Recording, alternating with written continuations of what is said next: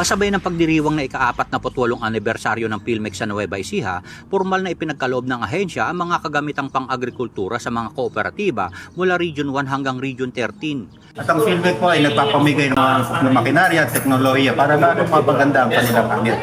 Kabilang sa mga ipinamahagi ang 17 hauling trucks, 2 utility vehicles at iba't ibang coconut farming equipment na nagkakahalaga ng higit 34 milyon.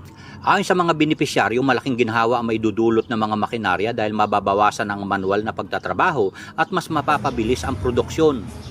Almost 50% siguro ang sisave ng mga farmers kasi sa manual gawin mong kasi kailangan mong pahinga si mechanism dire-diretso yung kaya ka lang magpahinga pag maubusan ka talaga. Tsaka yung production mas mataas na yung taas ng production sa aming magtiniyok. Mano-mano po yung kulturan, mano-mano po lahat, sir. Kahit yung pag-akyat, mano-mano pag-haul po, mano-mano po. Kaya malaking tulong po yung binigay sa amin ng PhilMex para mas mapadali po yung proseso ng paggawa po namin ng aming mga production.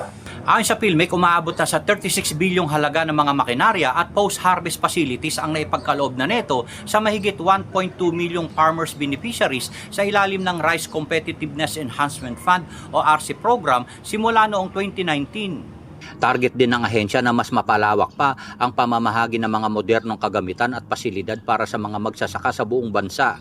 Ngayong taon na ito, ngayong 2026, ay may mga target na kami at ang pondo namin ngayon ay 9 billion.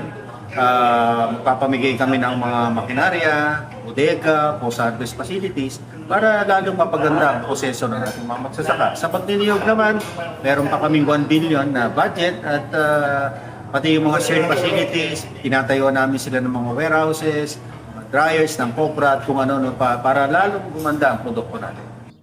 Ipinakita rin sa anibersaryo ng ahensya ang iba't ibang modernong makinaryang ginagamit sa land preparation, mechanized crop establishment, harvesting at post-harvest technologies bilang bahagi ng pagsulong ng agricultural modernization sa bansa.